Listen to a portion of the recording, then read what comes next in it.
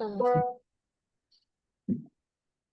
morning, everyone. On behalf of Bangalore Valuer Association, on the topic of purchase price allocation and valuation of intangible assets.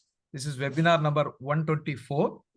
And we are pleased to invite two speakers today. Speaker number one is Madam Ranjeetha Vasudeva, is a director in Kroll in Bangalore and has over 10 years of experience in valuations. She has worked with Deloitte and Grant Thornton in the past and has advised business valuation for tax restructuring, financial reporting, management planning, litigation, and private equity transactions. Madam Ranjeetha specializes in pharmaceutical sector valuations and has significant experience in purchase price allocations, goodwill impairment testing, and valuation of investments for global PE firms. She is a CFA charter holder and holds PGDPM from TAPMI Manipal. We also have a second speaker, Madam Megha Agarwal. She is a director in Kroll's Mumbai office, part of the valuation advisory practice with over 15 years of experience in valuation and financial advisory. She specializes in M&A valuations, PE portfolio valuations, and corporate restructuring. She is serving clients across FMCG, IT, pharma, healthcare, media, and telecom sectors. Prior to the Kroll, she worked with Deloitte, KPMG, Grant Thornton, and RBSA. Madam Megha Agarwal holds an MSc in Finance from ICFA Hyderabad and an MCom from Sindham College, University of Mumbai. We welcome you, Madam, both of you. Over to you, Madam.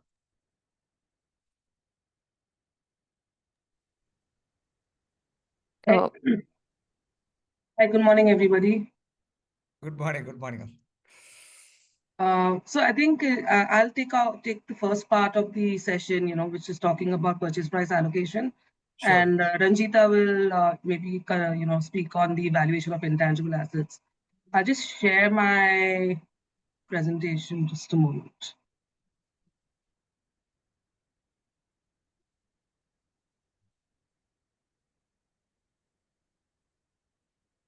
Is the screen visible? Yes, ma'am. Okay. So in the first part of the session, we will cover, certain aspects of a purchase price allocation, like when is a purchase price allocation performed? What is the purpose of a purchase price allocation?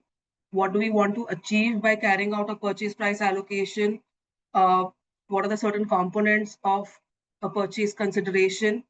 Book value versus fair value? The definition of IRR, WACC, and VARA, which are commonly used terms when you're carrying out a purchase price allocation, and essentially a small example of how do you estimate the VARA, the weighted average return on assets. And the second part, Ranjeetha will cover intangible assets valuation, and I'll ask her to speak on that, when we get to it. Coming to the introduction of a purchase price allocation. So when is a purchase price allocation needed? Typically, what is the trigger? A trigger is a trigger for a purchase price allocation, there has to be a transaction. Now, as per the definition under Indian Accounting Standards 103, which covers business combination, whether the transaction meets the definition of business combination, that needs to be determined. And once it does meet the definition of business combination, that's when you carry out a purchase price allocation. So also, what is a business?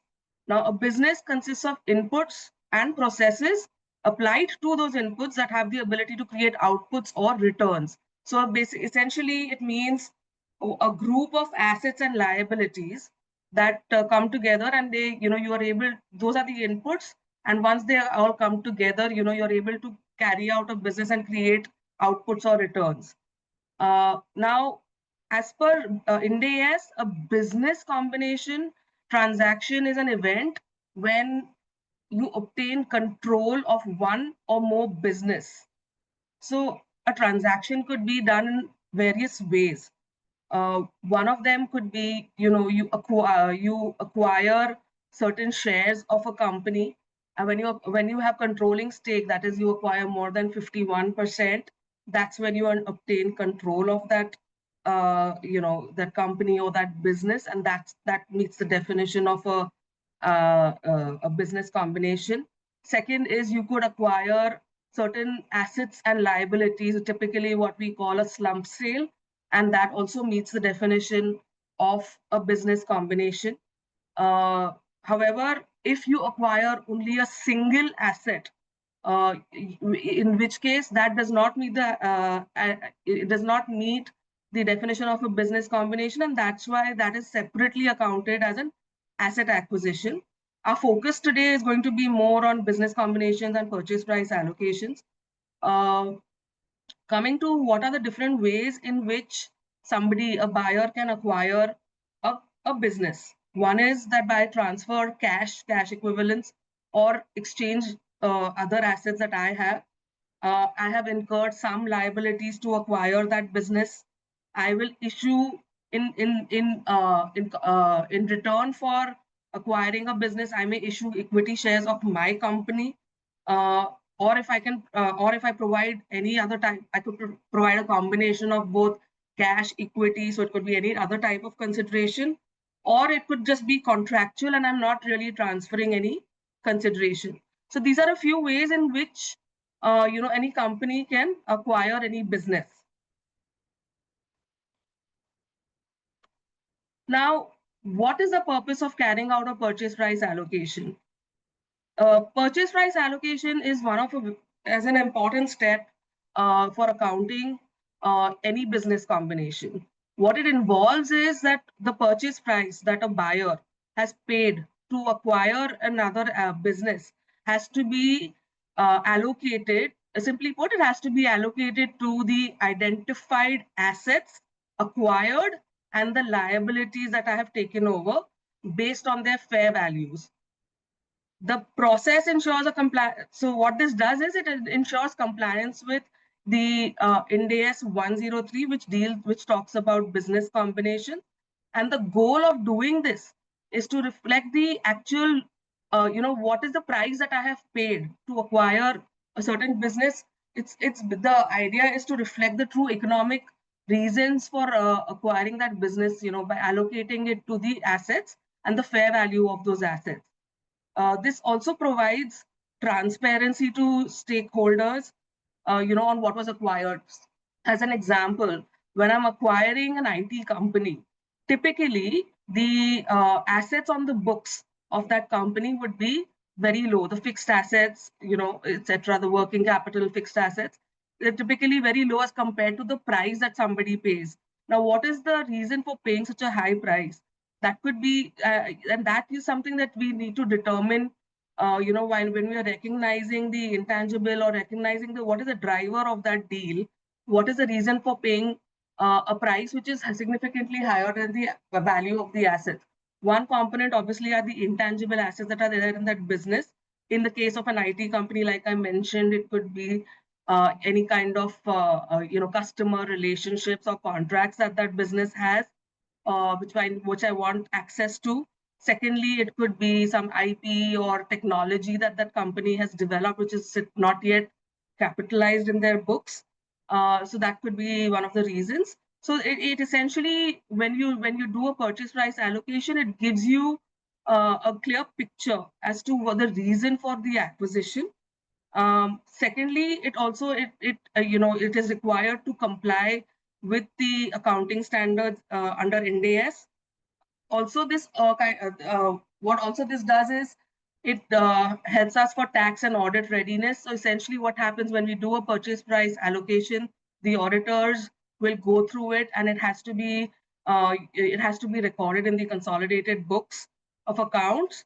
And also, when we are recognizing intangible assets in the books, there are cases where when you amortize that intangible asset, now you're creating an asset in the books of accounts. So when you create that asset, you are for certain assets, you're also able to claim depreciation and amortization.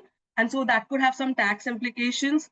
So that kind of gives you a clearer picture as to, what your tax amortization benefit could be. And second, like I already covered, what it would provide us insight as to the rationale or the reason for the acquisition. Now, what do we achieve in a PPA? There are two components. So as you see on the left, there is a purchase price, and then the purchase price essentially comprises, or what is the purchase price you paid for? It is the fair value of assets of that business, the net assets of the business, which is there on the books. It is the intangible assets identified, and whatever is the remaining, the residual, after you have adjusted the fair value of net assets and intangibles from the purchase price, that will result in a goodwill or a bargain purchase. Bargain purchase in a situation where the purchase price is lower than the value of the net assets and intangible assets identified. So the objective in carrying out a purchase price allocation is that you have to identify what are the various components of a purchase price, which I will cover just shortly after this. So you essentially determine what is the exact price that has been paid. Secondly, you see what are the assets on the balance sheet of that company, of the target company. There could be certain land which is sitting in the books, which has not been fair valued. That would need to be fair valued. There would be building, there could be plant, machinery, there could be other assets on the books. Some of them will need to be fair valued, where the fair value may be significantly higher than what is recorded in the books, or vice versa. And some where it may be at book. So for example, certain things like working capital generally are considered at book value. So you estimate the fair value of all the tangible assets which are already appearing on the books. You identify intangible assets that could be there as part of the transaction. A purchase price allocation gives you the opportunity to record as a buyer, it gives you the opportunity to record in your books of accounts intangible assets which could be acquired and which meet the definition of recognition as per Ind AS to be recorded in your books. So just as a side note, essentially, as a company, if I am carrying out a business, I cannot record on my books any intangible assets that I have created. So you will never see a customer relationship or or an IP that I have created in my books unless there is an acquisition and I have acquired it as part of a transaction. So self-created intangible assets are generally not allowed to be recorded or capitalized in your own books. So a purchase price allocation in a transaction scenario gives you that opportunity. So once you've determined the fair value of all the tangible, intangible assets, there could also be certain off-balance sheet items like contingent liabilities and other liabilities that you may have acquired based on your reading of the either the share purchase agreement or business transfer agreement. We need to ascertain whether any liabilities are being taken over as part of the transaction, and accordingly adjust those from the fair value of all the tangible and intangible assets. Once that is done, the residual amount from the purchase price, after you adjust the fair value of tangible and intangible assets, you will get either a goodwill, which is the excess of the fair value of all the assets from the purchase price, and a bargain purchase in a situation where purchase price is lower. Now, while doing a purchase price allocation, we need to be very sure that when we're looking at the projections, generally a company that is buying another business would have a business plan in place. So what we need to be ensure when we are looking at that business plan is that there are no buyer specific synergies. What we mean by that is that the projections or the forecast has to be based on a market participant. Now, anybody, if those cash flows are something that anybody in the industry is able to sort of demonstrate or able to or expect, that's when you are saying that that's a market participant view. However, there could be a case where I have acquired this company or this business because it gives me some specific synergy which is only for me. That is what we need to kind of ensure that that is not there in the forecast and the analysis. Also, when the assumption is that when the transaction is done between two third parties or two unrelated parties, it is considered to be a fair value transaction, and therefore it is assumed that the purchase price is not for any buyer specific synergies. It is considered to be a fair value price that has been paid, and therefore no buyer specific synergies are included in that payment. Now, the last part of the purchase price allocation is once we have done all this, there are certain discount rates that we use. One is the IRR, which is essentially the rate of return that a buyer expects to receive when they acquire a company or a business. We need to ensure that that IRR aligns with an independently developed weighted average cost of capital, or WACC as we commonly call it. And also there is a concept of weighted average return on assets, which is the rate of return that you allocate to each individual asset that you have recognized. Now, coming to purchase price, as I mentioned, there are various components of purchase consideration. Now, simply put, if it's a straight up transaction where I say, okay, I will acquire a business and I will give you, let's say 100 million upfront, that is a straight up upfront consideration and no further adjustment needs to be made. However, there are a lot of transactions, in where a company is wants to hold back a certain portion of the purchase consideration or defer it. Now, there could be two parts. One is that I just want to delay the payment of that consideration, but it is not linked to any milestone or achieving any criteria.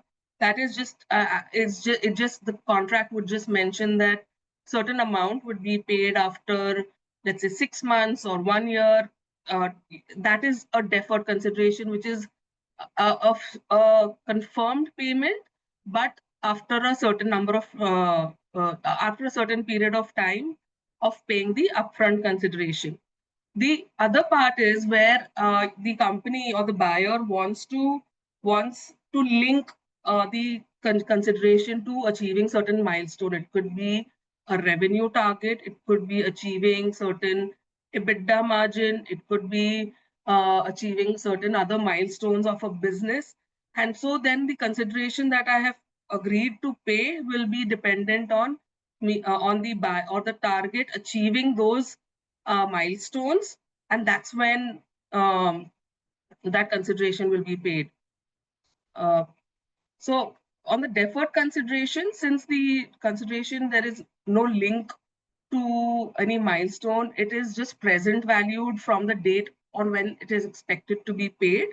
On the contingent consideration, there are various models to evaluate. Like there is a Monte Carlo, there's a Black-Scholes, where you carry out various scenarios.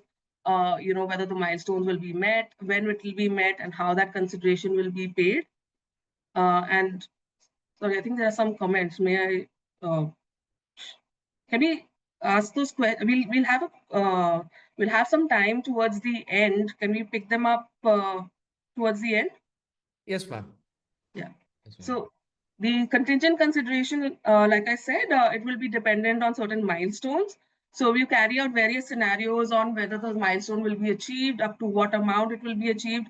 So there are various models to estimate that. Like I said, there could be a Monte Carlo simulation where you carry out like multiple scenarios, and there could be like a Black-Scholes, it could be a binomial, and therefore then you estimate the fair value of that contingent consideration.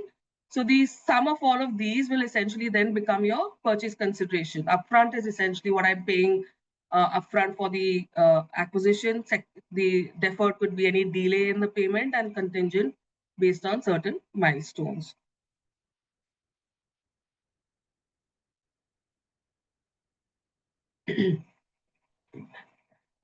Now, coming to the closing balance sheet, of the target. Now that typically, I mean, like I mentioned earlier, that in the balance sheet of the target, when I am acquiring the business, everything would be at book value. Typically, everything is at book value, and there would be no intangible assets. So essentially, what you start with is you first revalue all the tangible assets like land, building, plant, machinery, any other assets. Then you recognize certain unrecorded intangible assets, depending on the business that we are acquiring. The intangible assets could be like for different industries, there are typical intangible assets. So, if, for example, like I mentioned earlier, in an IT company, usually what we have seen is it is the customer contract or customer relationship or some technology or IP that the company would have developed. For an FMCG company, brand becomes a very important intangible assets.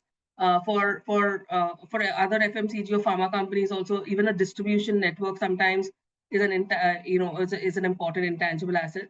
Now, these intangible assets, when you're recognizing them, they also need to meet the recognition criteria as per the accounting standard, which talks about that um, it has to be separable, like it should be able to generate returns or individually, that there should be some control over it.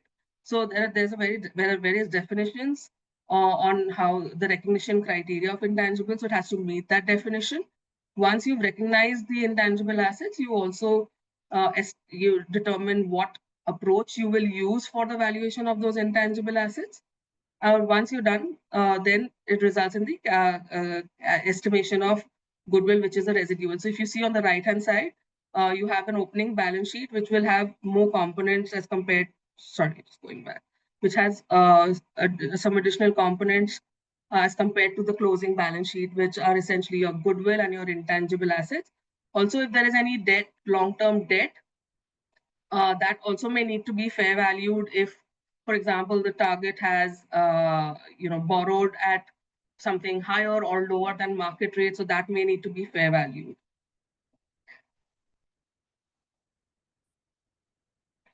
Now, coming to the definition of these terms that I mentioned in the beginning, one is IRR, WACC, and VARA. Now, IRR, or internal rate of return in a transaction, is the discount rate at which the present value of the projected cash flows of the acquired entity is equal to the purchase price.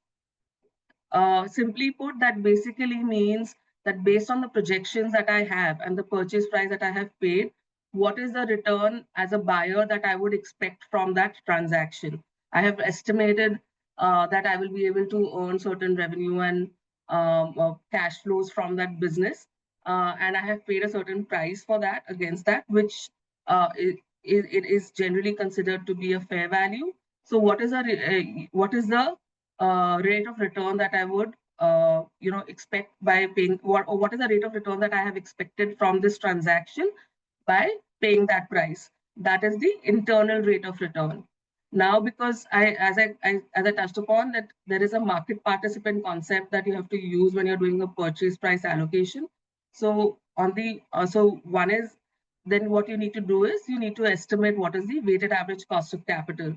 So the WACC estimate, the WACC represents the market participant cost of capital for industry competitors, calculated using the capital asset pricing model. So, and as most of you would be aware, that there is a concept of alpha or company specific risk premium. Other than your usual components of your CAPM model, there is a concept of alpha or company specific risk premium, which is adjusted or added to the cost of equity when determining the WACC, to account for any riskiness or any to account for any riskiness that is there in the projections. Now, this risk premium could be that I have shown some higher growth or significant margin improvement in the deal model, which which is not there either in the past or whether it does not align with the industry. So you account for that company specific risk. That is the WACC. The third component of the purchase price allocation is the VARA analysis. It essentially now when you're carrying out a valuation of all the assets, there are certain rate of return for those individual assets. So a VARA analysis is used to ensure a reasonable stratification of discount rates or rate of return selected for the acquired assets. So I'll maybe show an example after this. But essentially, what's happening is a various components of assets that are various assets that I have acquired. There is a certain rate of return that is there for each of those assets, and the weighted average return on those assets should also align with the IRR and the WACC.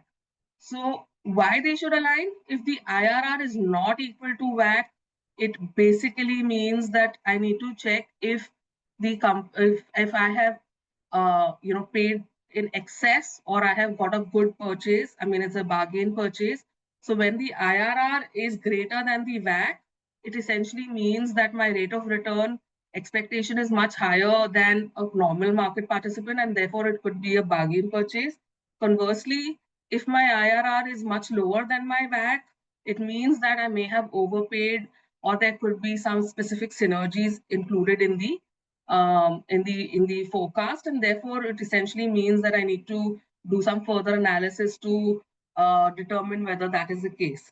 If the now on the second aspect, now if the IRR and the VARA is not aligned, it means that I have made some incorrect assumptions with respect to either the risk that is there in the individual asset valuation.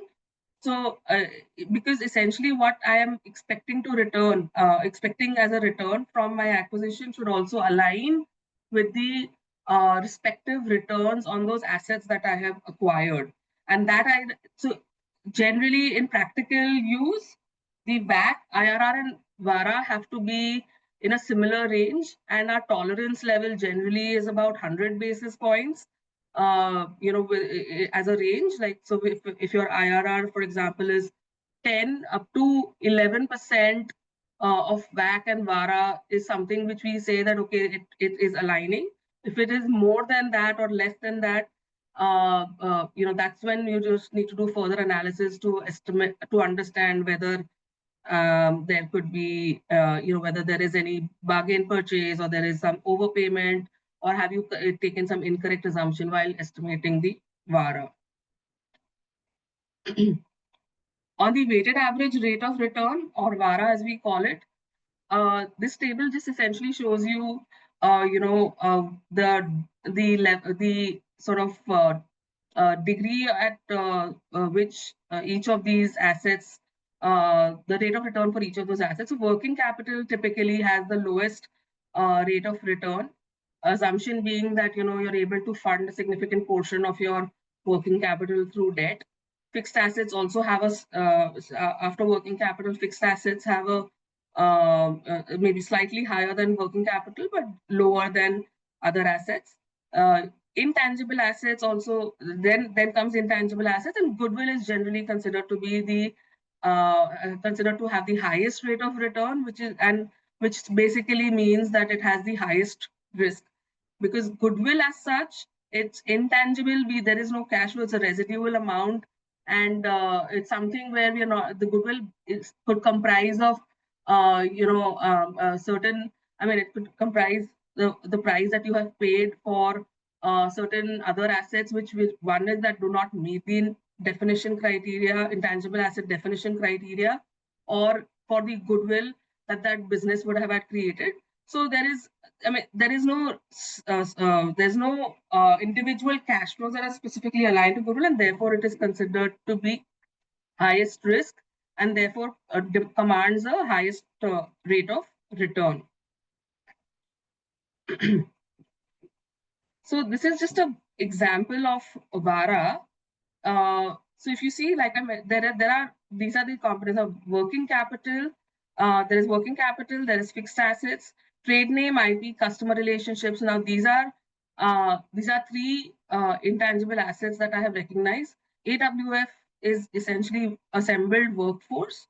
Workforce is something that is generally part of your purchase price and part of your goodwill.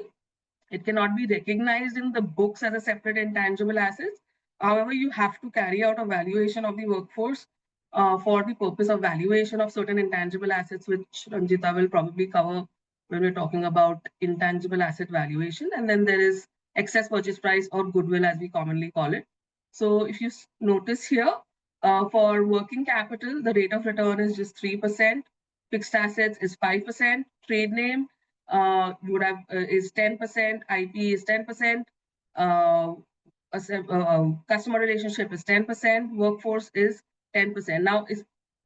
Now what is the rate of return I'm expecting from goodwill? That is a calculation based on whatever is my IRR. So for example, in this case, the IRR was 10%. So I try to estimate that to get a 10% return, which is 561.7 on the purchase price of 562, that would be around 12.2%. So if you see directionally, it basically shows that yes, your goodwill should have a higher return, and therefore you know that the analysis that you have done is within the range, and therefore you know your VAC via VARA and IRR would reconcile. I think that is it. Megha, one second. Sure. I have a query. With Sure. respect to working capital 3% or FA 5%, Yeah. how to calculate that? Can you just throw some light? Yes. So essentially what happens is when you're looking at when you're doing a VAC calculation, there is a component of cost of equity and there's a cost of debt, and you would take a certain debt equity ratio, right? So let's say in your VAC, you're taking a debt equity ratio of 10% debt and 90% equity. Now, when you're looking at working capital, essentially the assumption is that you can fund a significant portion of your working capital by debt.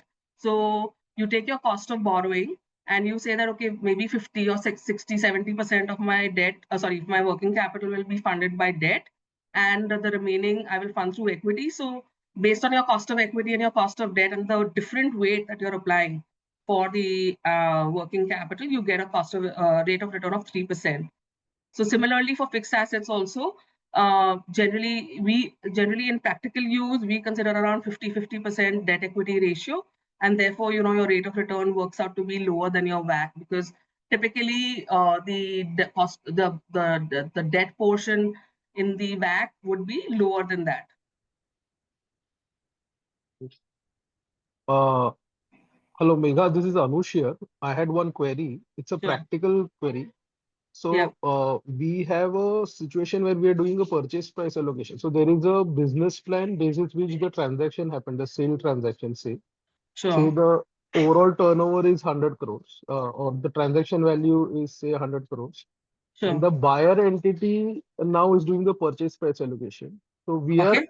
we have identified there is a customer intangible, there is a brand, there is a technology, Right. and also then there is assembled workforce and so on and so forth.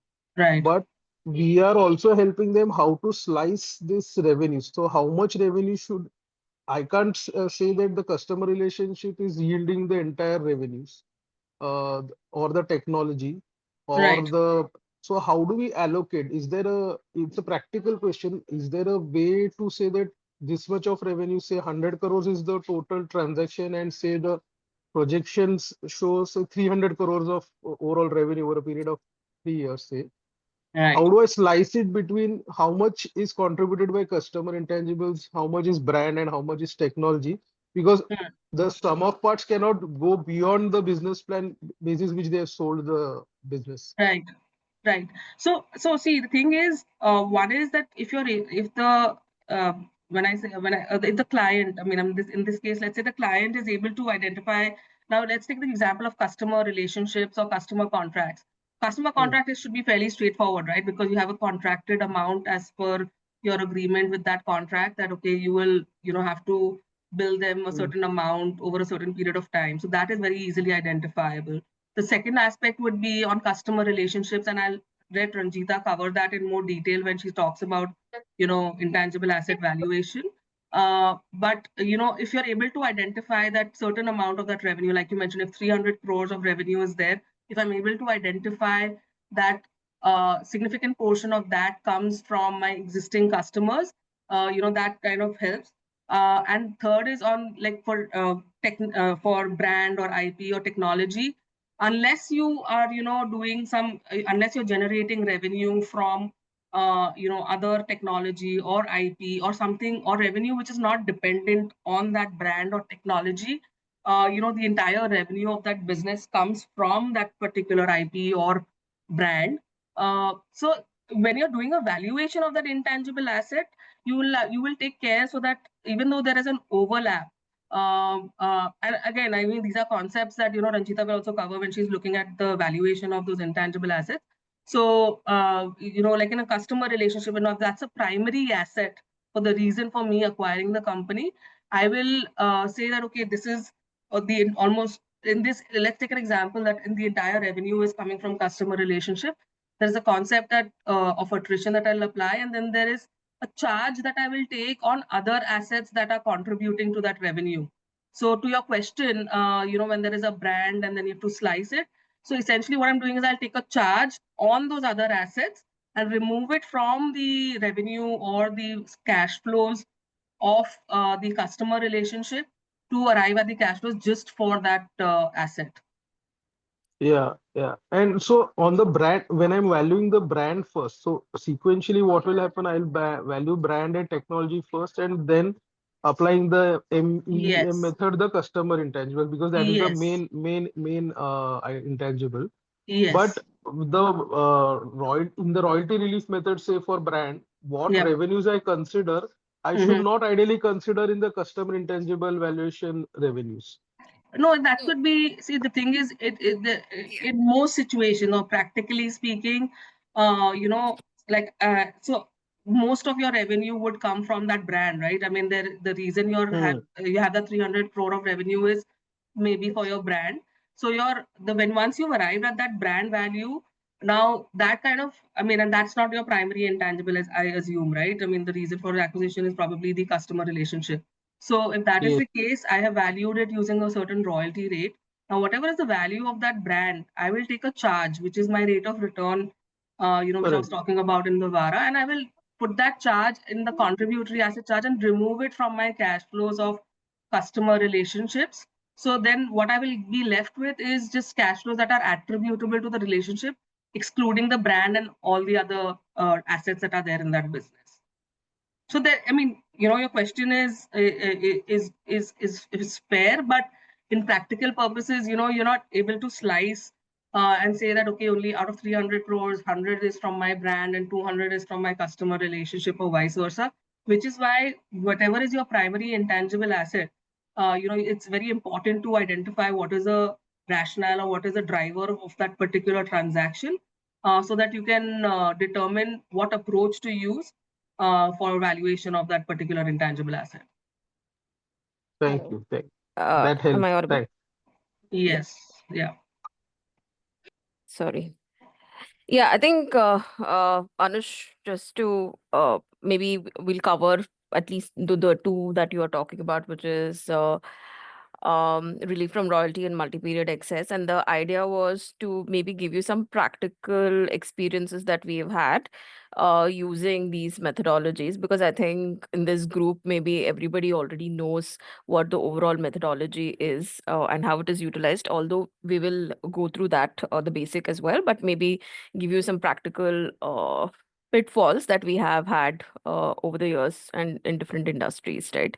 And also to just supplement what Megha was trying to say, you never need to split the revenue. So if you are saying there is 100 crore company, you need not split that 20 crores is coming from brand and 30 crores is coming from some other asset and the remaining from some other asset, because it's practically not possible, which is what the methodologies in which you value these intangibles would typically take care of it.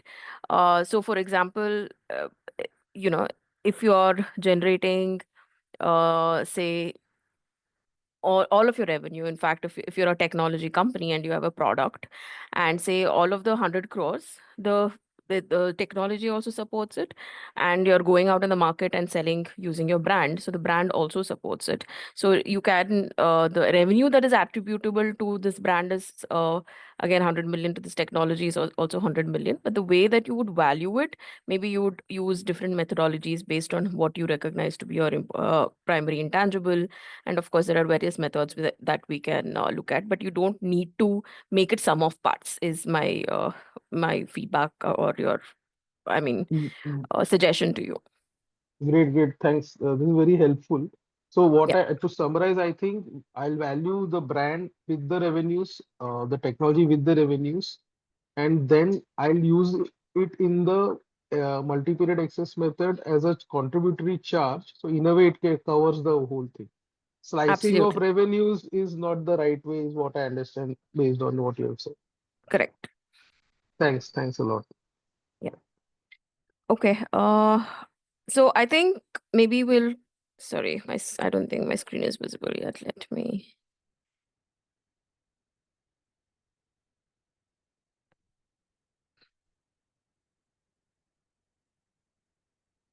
Okay.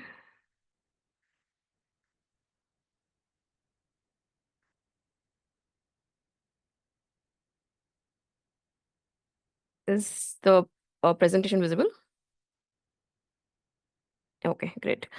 Um, so I think maybe we'll have a little bit of a discussion on identification of the intangible assets, right?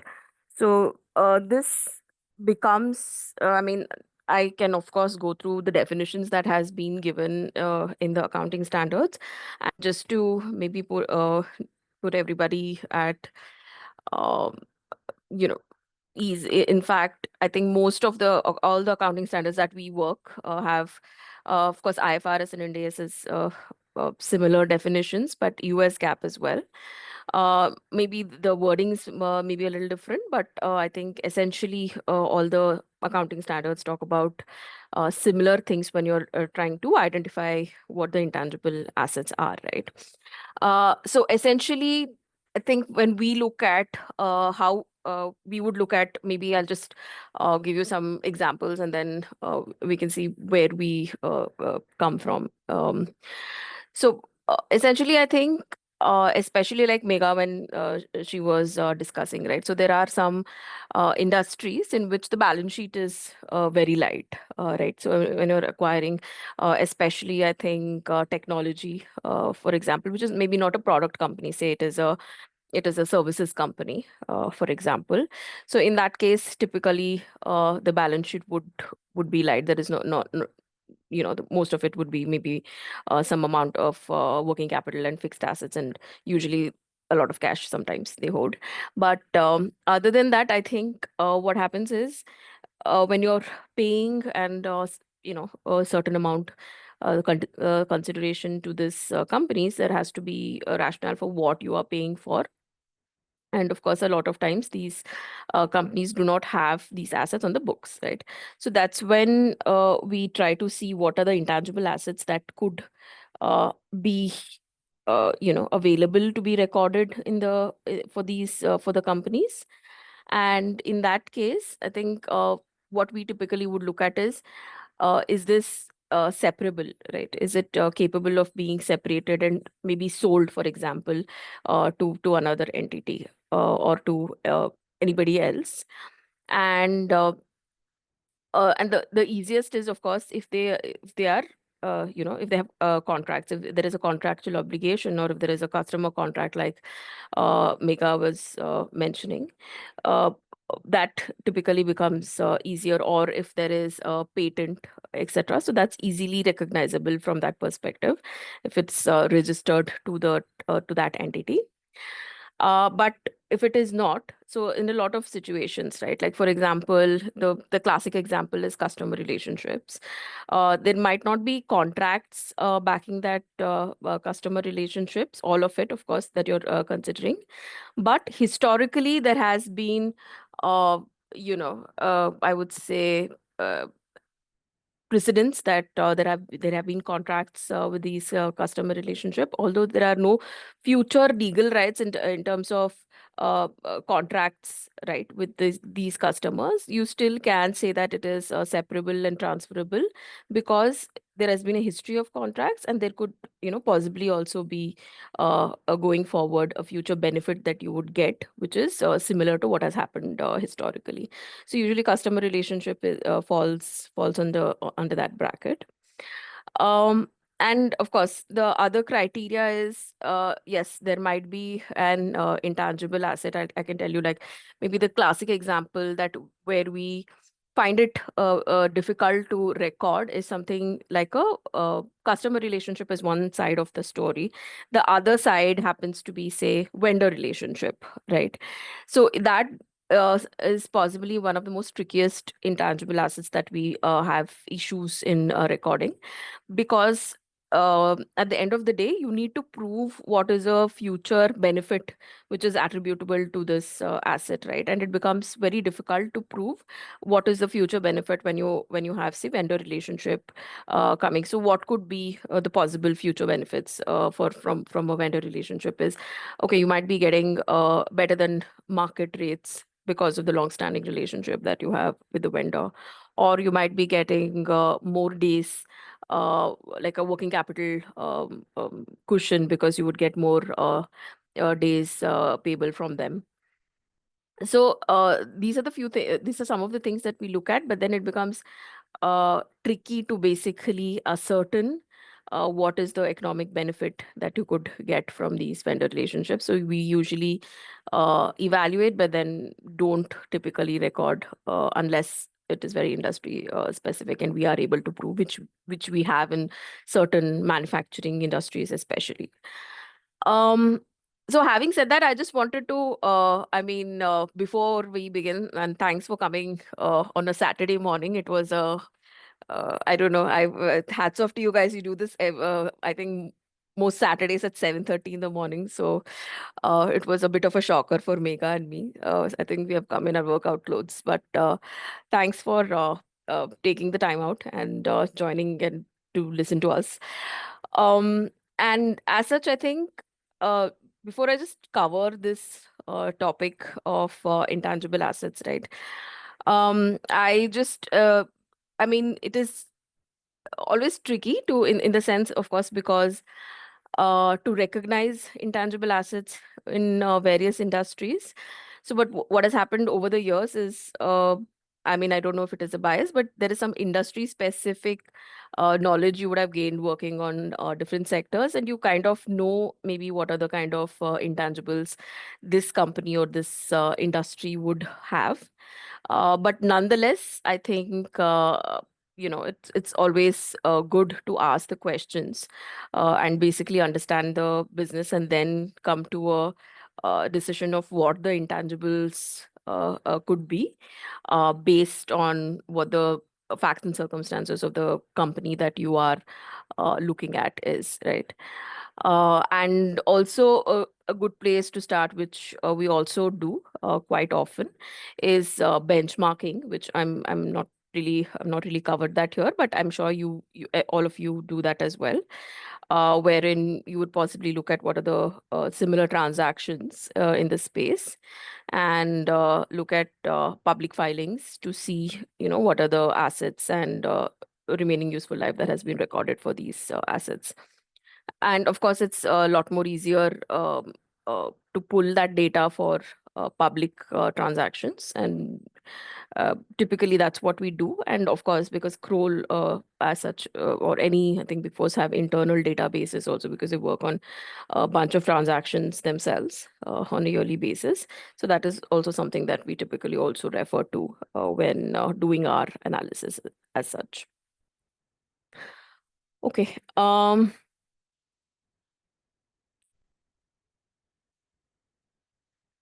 So I think I'm just cognizant of time, but I think as such, I'll not spend too much time on this because I'm sure that we are all aware that similar to maybe the business valuation for intangible assets as well, we typically look at three approaches, which is income-based, market-based, and cost-based approaches, except that maybe the methodologies under each of these approaches are slightly nuanced and different based on what the asset that you are expected to value, right?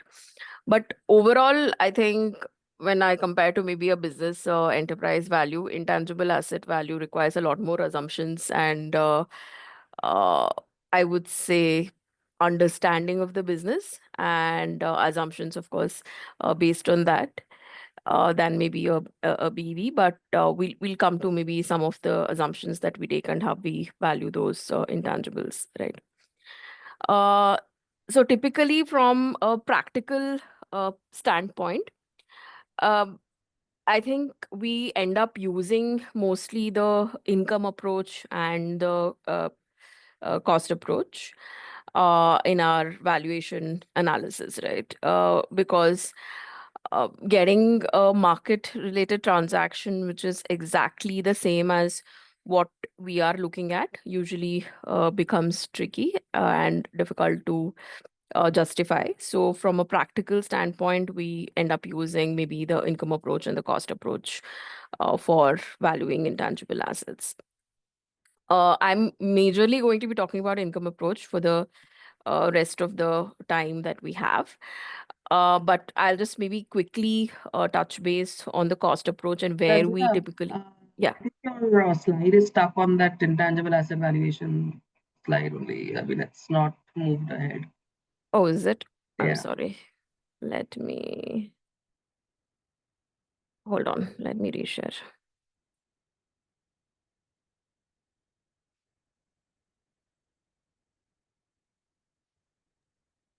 Thanks, Megha. I was just about No, I mean, I've seen the presentation, so I know what she's talking about. So Okay, is it now on the right side? yeah, now but I it is. think if you could do on a full screen because it's on a slide. Not sure. Okay. Sorry.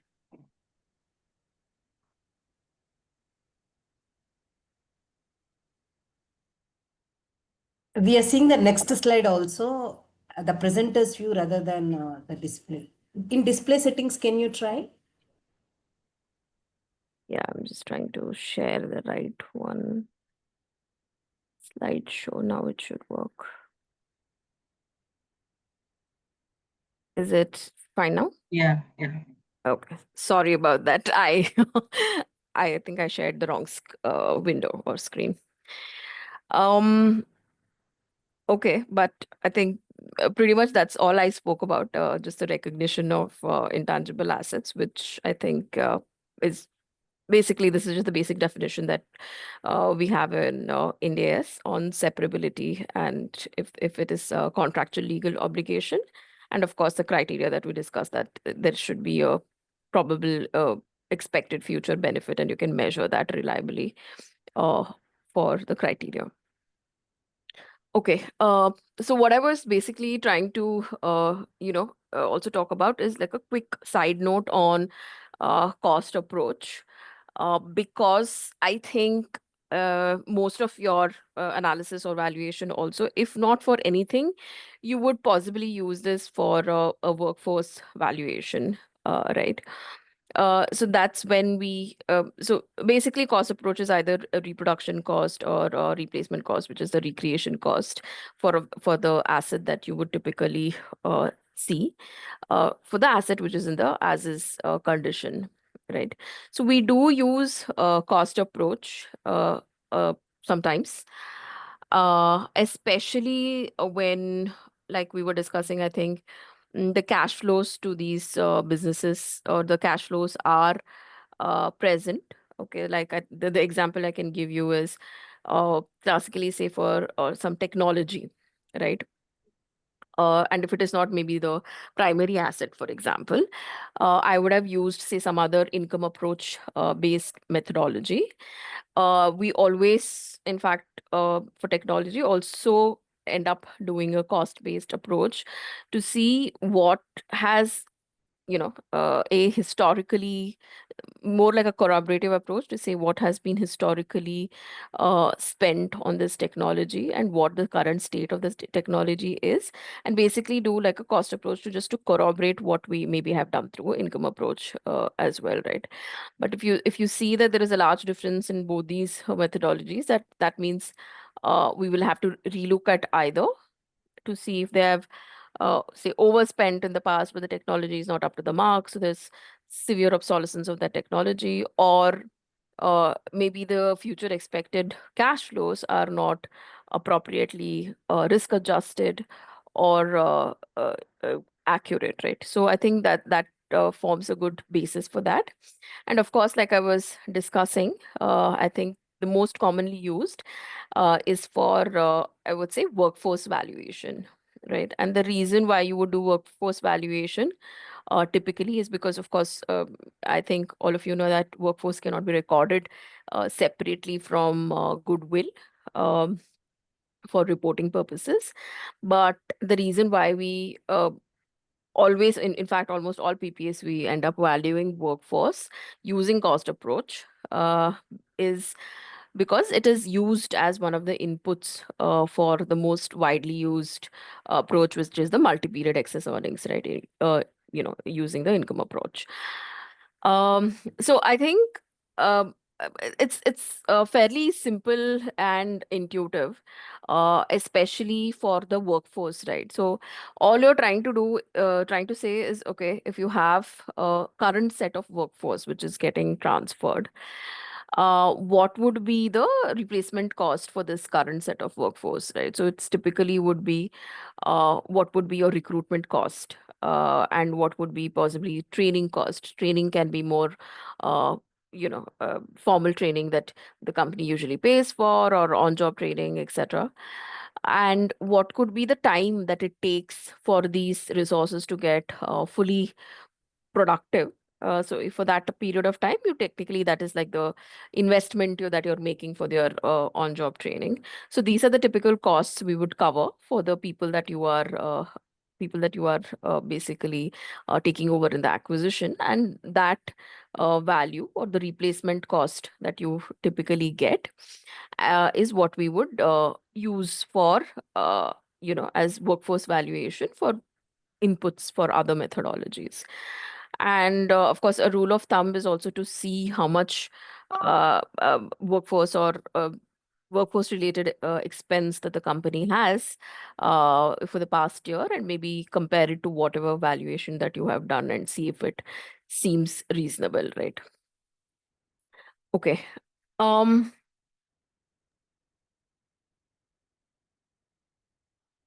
So I think the rest of the session, we will talk about the primary income approach methods. Actually, two specifically, and maybe just talk about how we typically use that in valuing two of the most common assets, which is customer relationship and, I guess, brand or trade name, trademark, if you would want to call that. So I think I've just there are a couple of more which I'm uh, sure I've missed. I've missed greenfield method, but I'm just put in something that we typically is more commonly used, right? And what we usually use. What are the assets that typically we use these methods for? And these are, of course, just indicator for what the assets are used for. It doesn't mean that these are the only ones that you can use the method for. Of course, there can be, there is always argument you can use, say, for example, with and without method for a customer relationship. But this is what we typically use in our, usually, I mean, 90% of the times, I would say. Right. So I think the most trickiest to, I guess, value is possibly the customer relationships, because of course you require a bunch of assumptions to do that at the end of the day. So typically the multi-period excess earning method, which is, as the name suggests, it's excess earnings, in the sense you would it's like a residual kind of earnings, where you remove what the charges are, or what the other the other assets are uh, from the cash flows. Sorry, we'll come to that in detail in the next slide. And relief from royalty, which I'm sure everyone is aware of. And we typically end up using that for technology and trademark. Most widely used for relief from royalty is what we used. And also commonly used is the with and without method, wherein, so since I'm not going to be covering this in detail, so it's like the name suggests, it's quite straightforward. You have two business cases to see what would be the business case with that asset, and what would be the business case without that asset. And typically, the differential is what basically is the value of that asset. Of course, you look at a commensurate discount rate and any cash flow adjustments that you have to make. Typically, we use this with and without to value non-compete agreements, right? And this avoided cost, or basically cost savings method. Uh, uh, I mean, common confusion, cost savings and the replacement cost that we spoke about, but this is actually a income approach, a cash flow based approach, wherein you're looking at what the costs you're going to be saving, basically because you. Sorry. Sorry, is someone trying to speak, or? No, no. Mr. Senthil, can you please mute yourself? Yeah. Uh, Sorry. Is my slide visible? Yeah, we have the different methods till now, Yeah, whatever you sure. have explained. Sure. Yeah. So cost savings usually maybe for like some intangibles, like which are more like distributor network, which are more, I would say, regular. If you didn't have this distribution network that you would have got from basically acquiring that company, you would have spent some time and cost to build that distributor network. And sometimes we used a cost savings method or avoided cost method to value this distribution network, right? So that, like I said, these are honestly like practical guidelines for what we typically use and what we have seen. But of course, it's interchangeable. You can definitely use different methods for other assets. Like I think Megha was mentioning in the call during the Q&A. Sometimes practically, right, if you have the most important asset, say, is technology, uh, so it makes more sense to look at a multi-period excess earning for that technology. It could make more sense, right? So we take a call on what methodology to use based on the facts and circumstances of the particular transaction. Okay. One doubt I have. Yeah. With respect to with and without method. Yeah. Mostly any intangible with that without, it is affecting mostly the P&L only, right? So if the management gives a representation that my turnover is reduced by 5%, my material so and so, certain assumptions are there and two different projections are given. What are the precaution we can take to, will I be responsible for that assumption, or will the management be responsible for that assumption? I mean, Okay. I mean, how can I sanitize, or how can I, Okay. That's a good question, and it's a very fair question. But as such, okay. So I'll tell you. So especially, for example, say non-compete agreement, right? Which is I think what we use with and without for mostly. And like I was caveating in the beginning of the discussion, intangible asset valuation has a lot of assumptions that go in, more than maybe what usually we see for business valuation, right? And a lot of times this like in any other valuation, there are some things that you would leave it to management, and then there are some things that, as a valuer, you would take a responsibility or ownership for, right? So similar in this case, I think, because, for example, say non-compete agreement, there are two components, right? One is, if someone leaves, if this non-compete was not there, if someone leaves, what is the business loss they could have generated, right? And that business loss is either through revenues, or it could also be through margins, because, say, for example, you have to do more marketing and sales, or do give more discounts, for example, to be able to retain a certain amount of revenue if this person were to leave and compete. So at the end of the day, again, it is a very subjective call to take, and of course, the deal team, or whoever you are dealing typically is closer to this, or the client is closer to this relationship than possibly you are. Right. So what we would typically also look at is, how the business has been driven historically. So you can ask some of those questions, in the sense, if you have, like, first of all, you can see how concentrated the client list is. And maybe you could also see that how the business relationships were driven previously. Are there other key management personnel who are also responsible for the business, right? Versus, sometimes it's like a proprietary firm, and that person really holds all the business and customer relationship. So in that case, if he leaves, there is a high possibility that he would take away a lot more business. So those are the few things that you can check for to get comfort. And the second aspect is maybe the probability of them competing, right? Okay, they have left the firm if this non-compete is not there, but what is the probability that they would compete, right? So some of the things that there you look at is, again, softer aspects of things, but you can obviously document all of this.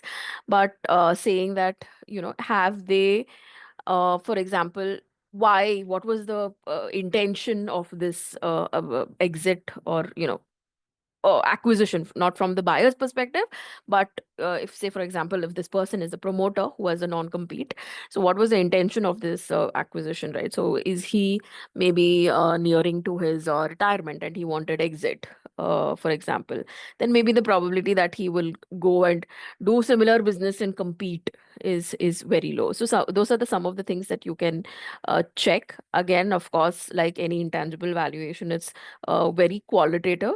But I think you can do some checks and balances. These are very few. There are, of course, a bunch of them, but these are a few checks and balances that you can do to get comfort from your end. But honestly, yeah, a lot of it is, the management expectation of what could happen in terms of this with and without method. Okay. I hope I've been slightly helpful at least. But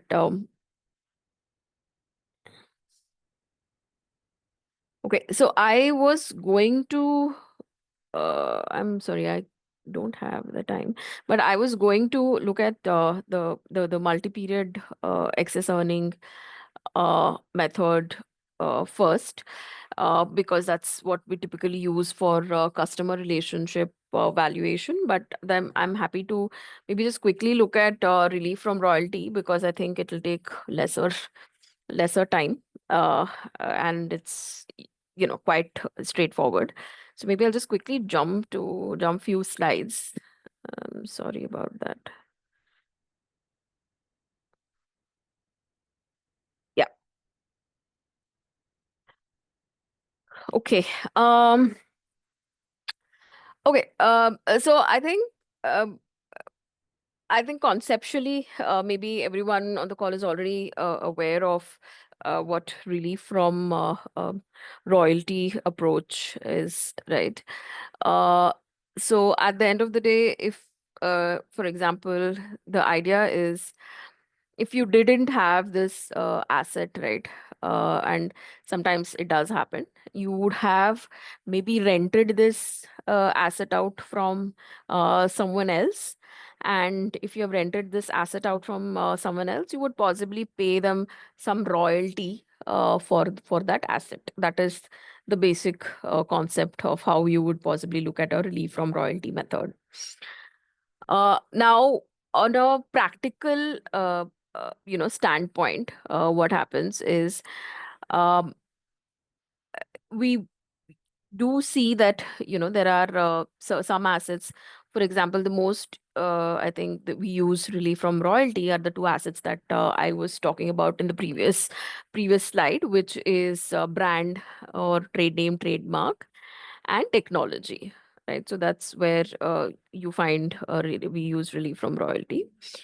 But of course, a practical constraint is also, I think Megha would also agree to this, is finding the right royalty rate. So that becomes tricky. And of course, we do have access to any database that you can think of, which has these royalty rates. But still, I think it's a tricky business to get the relevant royalty rates, right?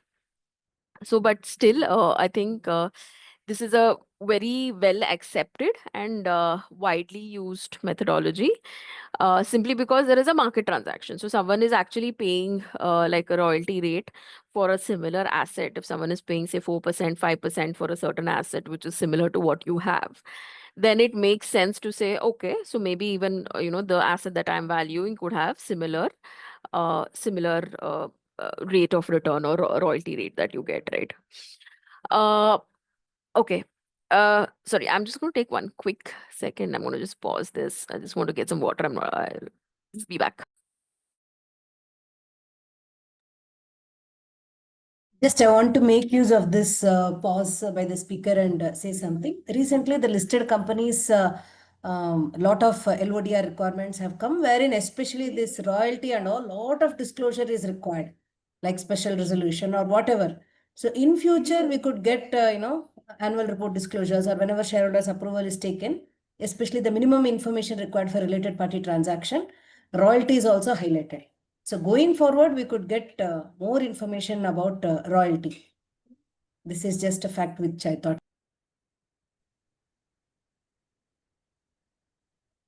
Sorry, I missed that. Could you repeat that? No, I was just sharing that, minimum information with respect to related party transaction is a recent amendment in LODR, wherein Okay. especially this royalty and all, more disclosures are required while they are Right. seeking approval from shareholders. So going forward, there could be more database for us with respect to Indian listed companies about royalty. Okay. Oh, that's good to know. I think we typically have maybe mostly the royalty rates that we pick up are global, because the other regions, of course, have US specifically, I think, has more disclosure requirements. So I think we pick up most of the royalty rates from that. But this is good to know. I wasn't aware of this. So thank you for that. Okay. And um. Okay, so I think maybe I'll just answer I mean, it is straightforward in terms of how the methodology is applied, but maybe I'll just circle back to one of the discussions that we were having at the beginning of this call in terms of revenue attributable to each of these intangible assets, right? So from that perspective, I think similarly for trade name or brand value that we do, right? So usually what happens is there would be a say brand value for the overall company, and then you have you could also have like some smaller brands or trade names, etc., which are present within the company, right?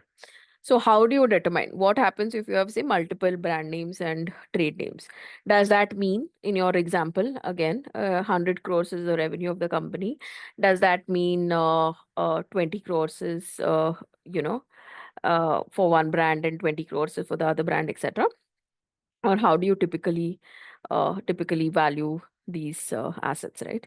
So in this case, yes. So if there are multiple brands, typically what we do is we would then divide the revenue which is attributable to each of these brands, and then value these brands.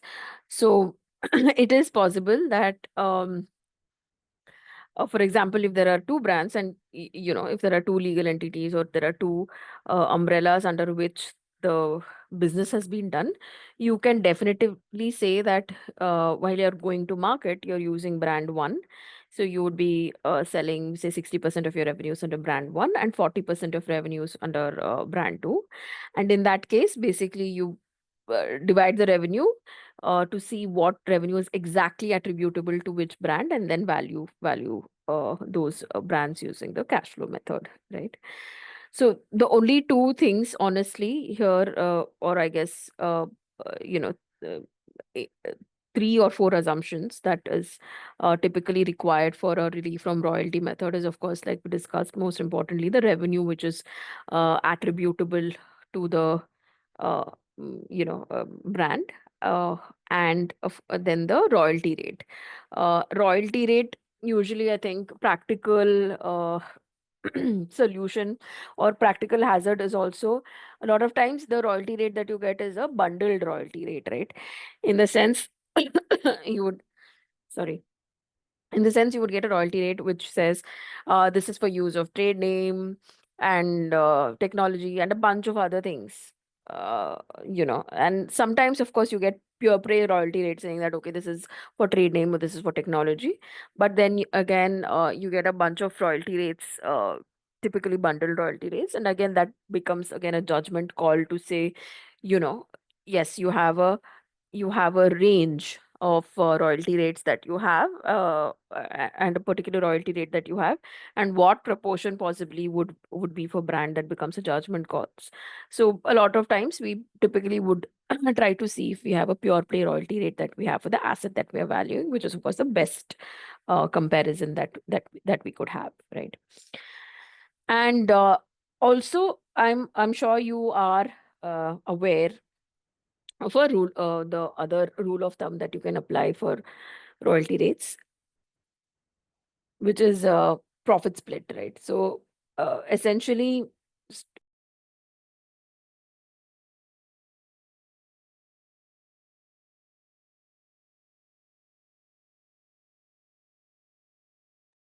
sorry, very sorry about that. So essentially, in profit split, what really you're trying to get to, and it's a very simple concept, basically. So profit split just looks at what is maybe your margins, right? And sees 25 to 33% of your margins. And typically based on how useful or how important this intangible is, all you're trying to say is maybe whatever margins I'm making, if I didn't have this intangible or if I didn't have this brand, I'd possibly shell out 25 or 33% of my margin to get this intangible asset, right? So that's typically what happens in a profit split, and we do use that as a maybe check to see what the royalty rates we are using. Is it within that range, or are we saying, are we going berserk where I'm just, for example, I have value 2 3 assets, and maybe the royalty rates that I'm paying is almost 80 90% of my uh, margins that I make, which will possibly not make sense, right? So I think that's how we would typically just maybe do a sense check from that perspective for of relief from royalty, right? I'll just maybe just show you a quick example that we had got from one of the guidelines. It's quite straightforward. Once you have recognized because all of this is assumption based, once you've recognized what the revenue attributable is, then you apply the royalty voided. Again, when you're looking at royalties, there are different types of royalties that you would find, which I'm sure you are aware. One is, say, on revenue basis. So on revenue basis, it can be either gross or net. So you need to be careful to see what kind of royalties that you are getting, right? So when you have net sales basis or gross sales basis, and you apply appropriately, and here, for example, there is a maintenance R&D expenditure which is considered, which would have not been part of that royalty rate, right? So that has been adjusted here for, and of course, then there are taxes, and the other important aspect is the discount rate, which again is a valuer judgment or a valuer call. And like Megha was mentioning, the discount rate, I mean, we have not, you know, looked at that in detail, but I can just, of course, give you some pointers of what we typically do, right? So discount rate as such, I think, from the concept of IRR and WACC, say at the end of the day, your IRR and WACC are similar. You're happy that, okay, this seems reasonable to us. And then what we typically do is to see, how each of these assets could be funded. For example, is it mostly equity funded? So if it is intangibles, um, a lot of times we take the assumption that it could be equity funded because it is more risky than maybe the other assets in the business. Right. So from that perspective, I think maybe we start maybe with the cost of equity and then see if there is any premium that is needed to be added to that particular intangible, right? So that's how we typically look at it. And from the perspective of brand, it is, of course, a more, I would say, it is a risky intangible. So the risk typically would be maybe higher than the overall business, and hence we do attach some amount of premium for the trade name, trademark, or uh, brand, and especially if you're uh, selling this separately, so it makes sense to have like a intangible asset related premium to brand or trade name or any of the other intangibles, if it makes sense. So rarely, do we not have a premium to the intangible assets, basically. Okay.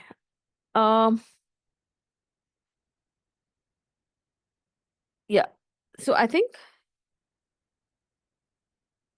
we are almost up on the hour, but I think we have maybe half an hour more. But I would also want to maybe leave some time for any practical questions that you might have. So what I will do is I will try to wrap up multi-period excess earnings basically in the next maybe 15 minutes, and then maybe we can have some discussions of whatever specific things you guys want. Okay.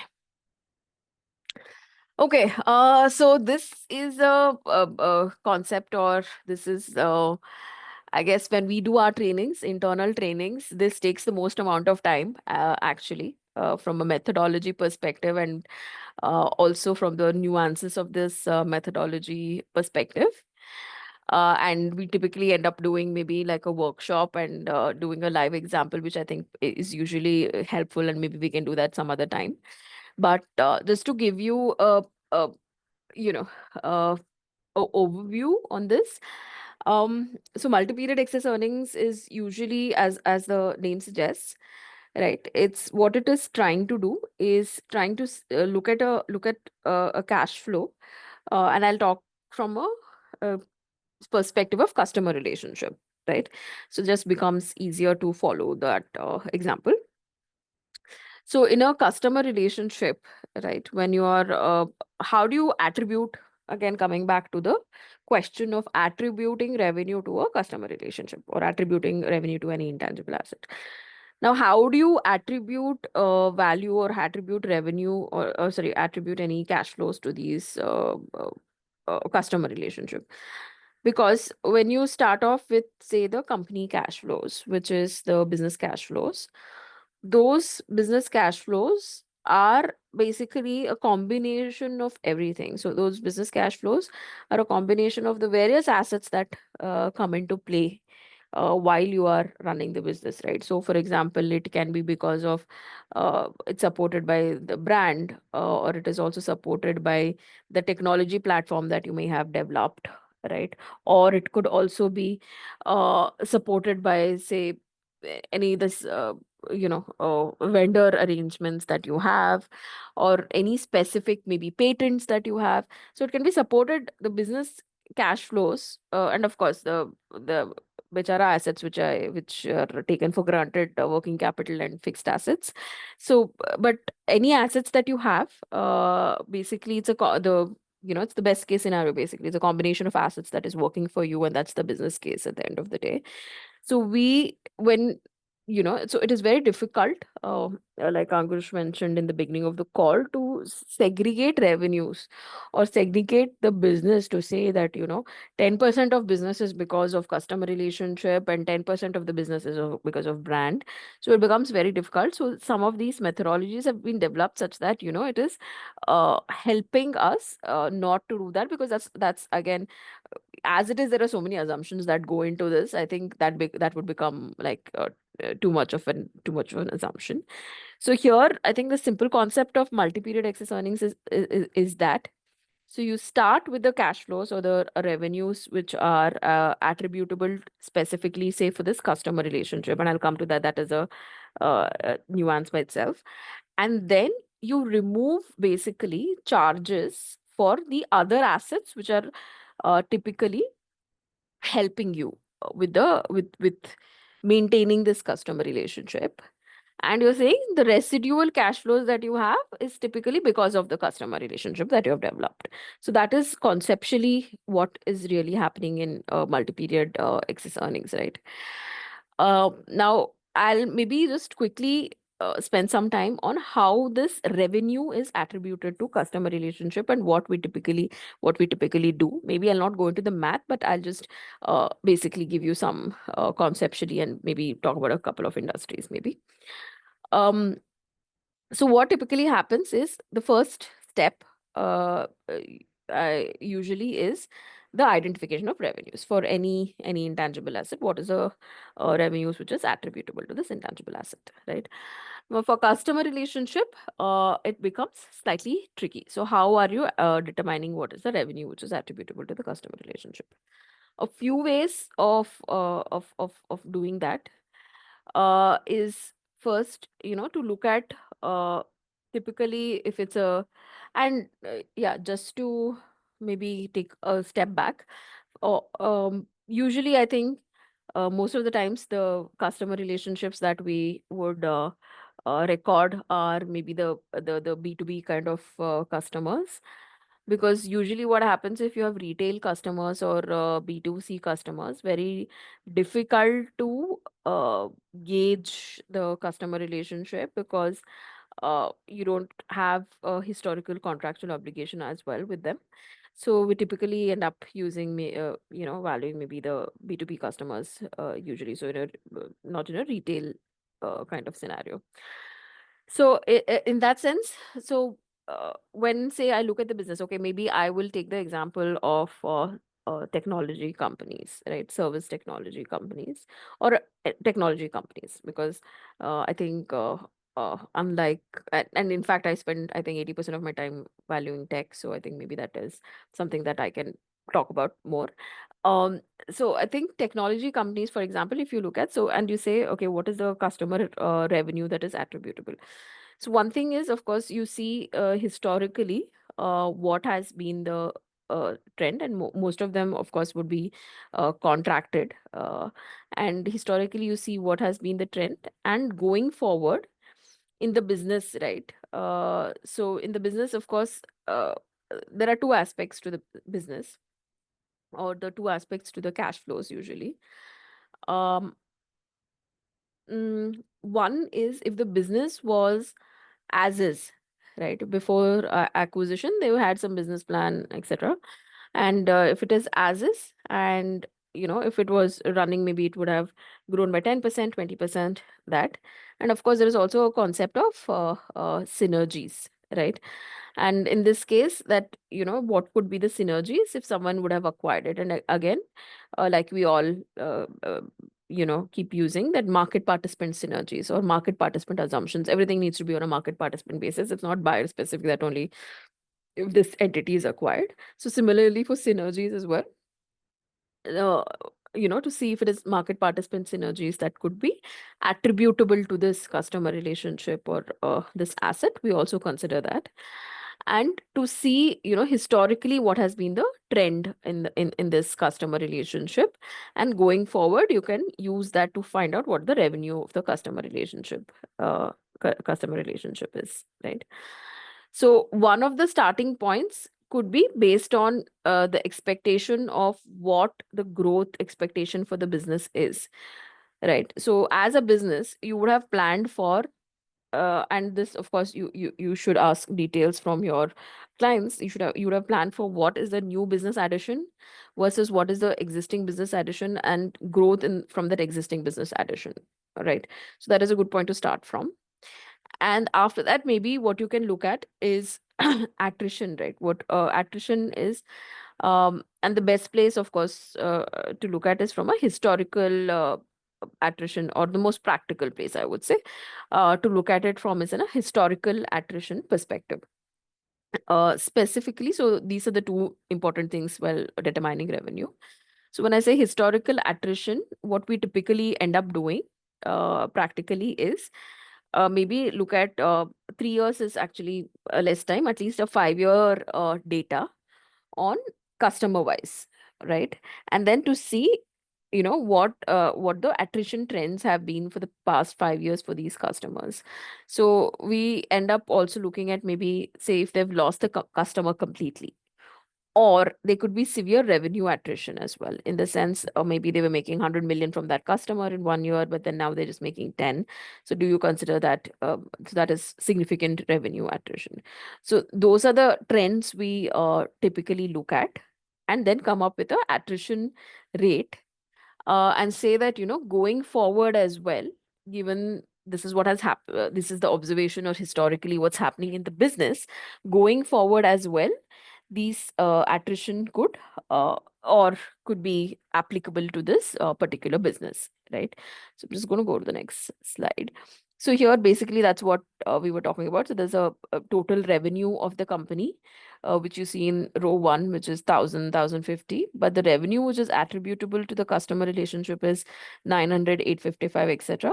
Because these are the two adjustments you would have typically made, saying what is the revenue attributable and the growth in the revenue from an existing customer relationship, versus, and also applied attrition to this revenue, the natural attrition to this revenue, to say that this could be the revenue which is attributable to the customer relationship, right? So that is the starting point. Now after that, I think most till maybe the EBITDA or EBIT, I would say is regular, in the sense the normal line items you would see in terms of the costs, right? Then you go ahead and subtract all the respective costs that you have in the business, and then come to a margin. Now, one quick maybe addition I would want to touch upon specifically for customer relationship, right? And this is one of the typical assumptions that we would do, is in terms of marketing and branding costs. Okay. So what happens is, of course, as a part of the business case, usually you would also have a marketing and a branding cost. Now, specifically for a customer relationship when you're valuing. So usually a lot of the marketing and branding or exercise or marketing exercise is really done to acquire new customers.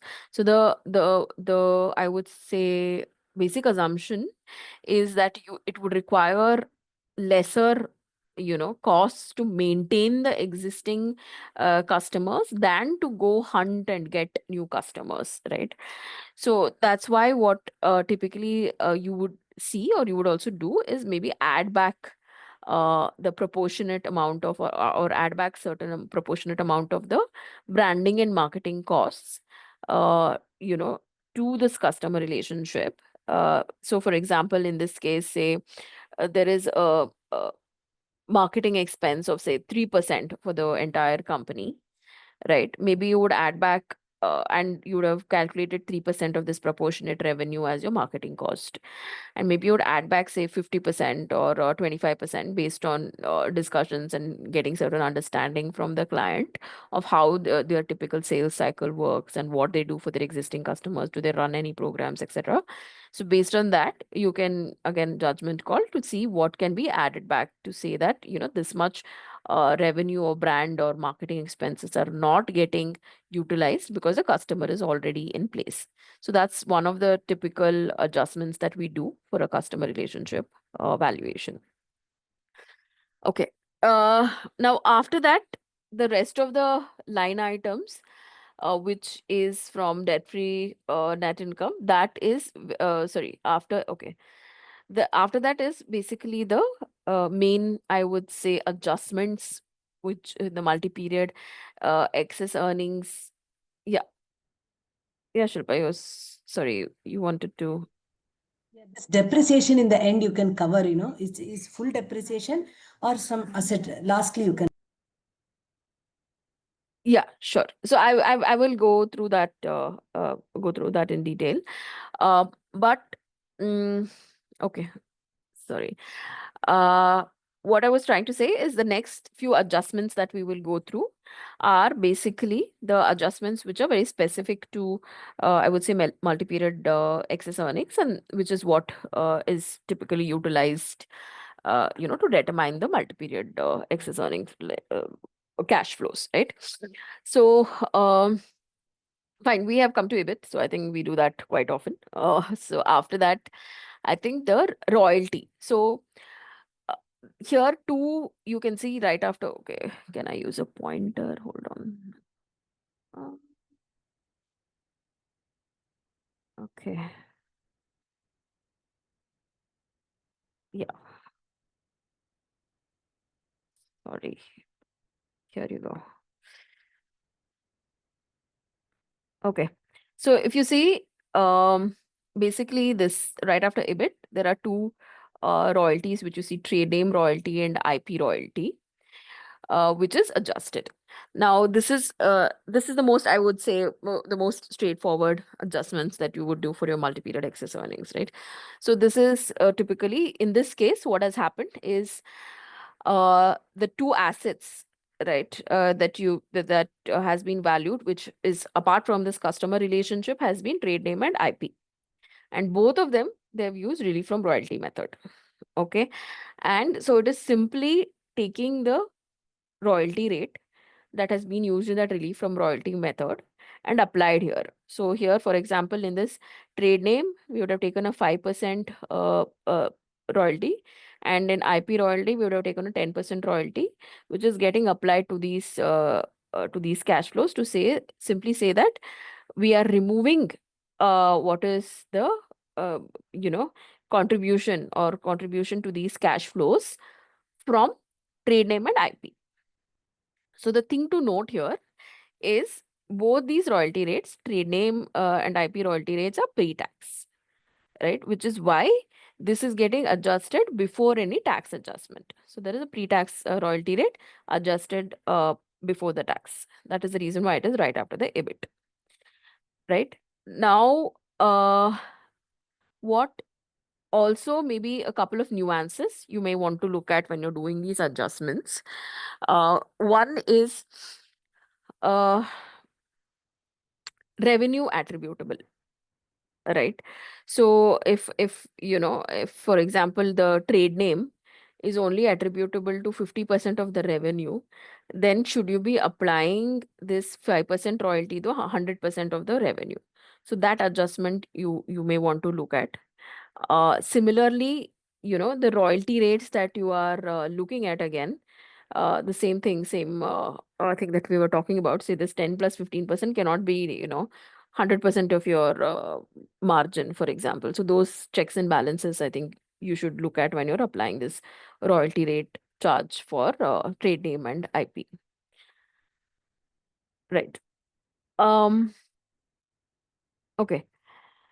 Now, the rest of it basically is two concepts. One is the return on and return off basically concept, and maybe we will look at that for fixed assets specifically, or working capital.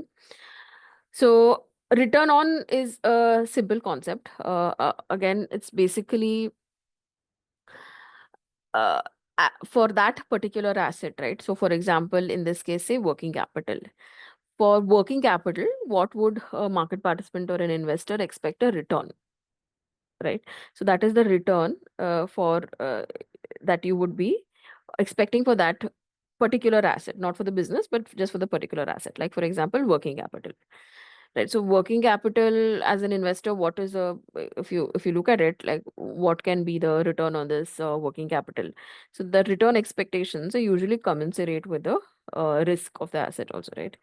So for example, working capital as an asset is quite liquid. So it has uh, mainly current assets and current liabilities, right? So in that sense, maybe the return expectation that you have from working capital asset may not be as high as the business or as high as the other intangible assets, which are expected to be more risky in terms of and possibly more uh, illiquid, right? So I'll just show you a quick calculation of how a return on is typically calculated. And this is typically a working capital return on expectations, right?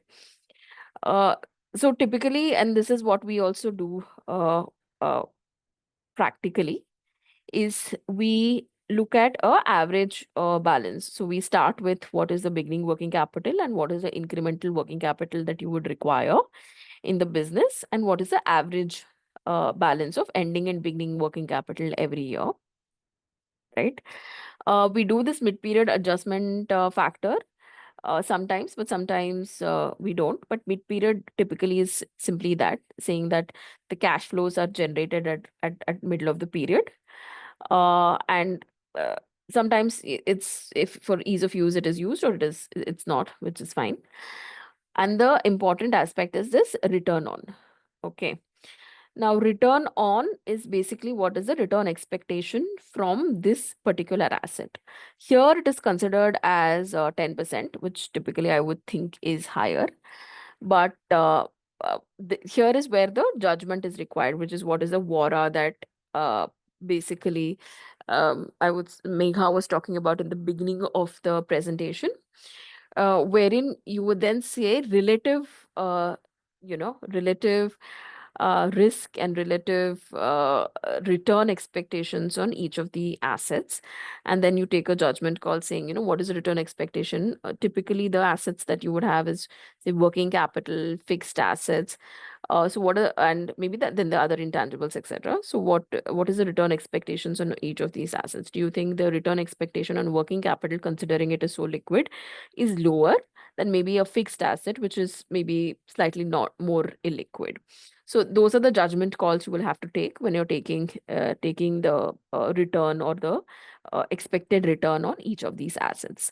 But typically, this is so this is just one example for working capitals, but most of the return on is typically calculated this way, which is simply put, saying what is the asset balance and what is the expected return anybody would have, an investor would have on this asset balance for every year.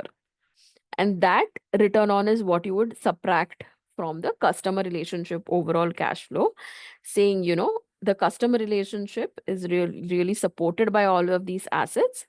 So whatever is the expected return for all of these assets are usually subtracted from that cash flow, so that you have residual cash flow, which is related to the customer relationship, right?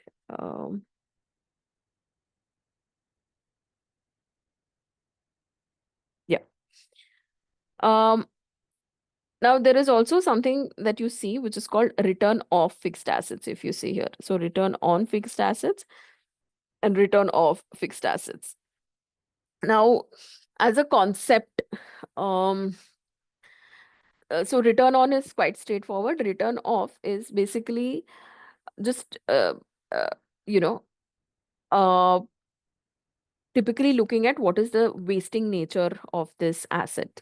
So simply put, return of fixed assets is nothing but the depreciation, actually.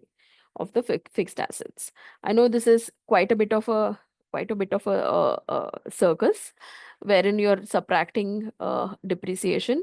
And to answer your question, I think this is usually we would like to take economic depreciation, and typically I know we usually take tax depreciation in PPAs as well. So the assumption is this economic depreciation and tax depreciation would just as a timing difference, and it is used interchangeably.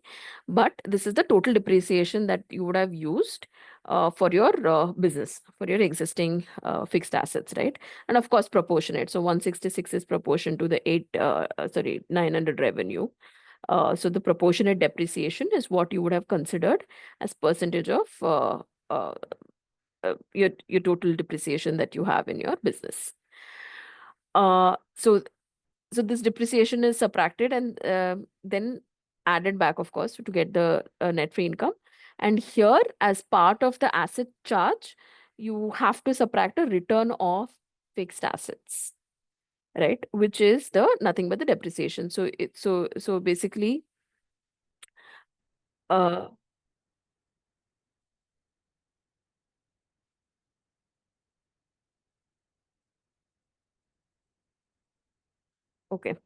Now the other question could be that basically, would there be I would say typically return off for other basically assets, right? So is there a usually a return off for other assets that is not part of this current cash flows? But the response to that would be, so typically, like we're saying, the wasting nature of asset is what we take, and also to keep the asset in the current state, right? So most of the expenses is assumed, like from a practical perspective, to be part of basically the cash flows or the expenses that you typically have. So you don't really carve out, and it is difficult to carve out these expenses for each of these other assets. So you typically, what we say, unless you can really look at or differentiate what these assets are. Like, for example, if you have a workforce and there is a certain amount of workforce that is required for this maintenance of this or customer relationship, right? But if you can identify growth in workforce, okay, which is for maybe growth of the business, etc., or for purposes which are not for supporting this particular asset, which is the customer relationship, then you can add back, right? So which is here. So this, I would say, from a practical standpoint of view, the only add back or that we do is this AWF growth investment, because it sometimes is easier to identify that. But other than that, we typically don't do any other add backs in terms, because it's difficult to uh, carve out from the expenses that you have.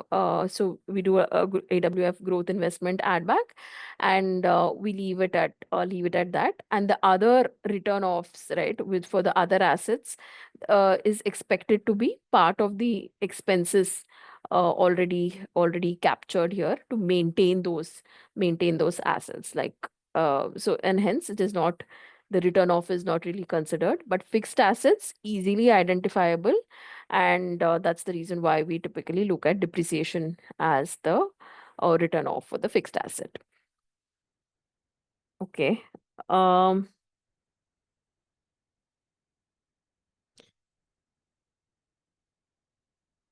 after that, I think it's fairly simple. So you just calculate the present value of the excess earnings.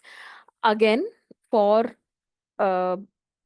percentage which is suitable to what is required, the rate of return, and like we were discussing, typically we would have a premium to the rate of return to the maybe the cost of equity, for example, for this asset.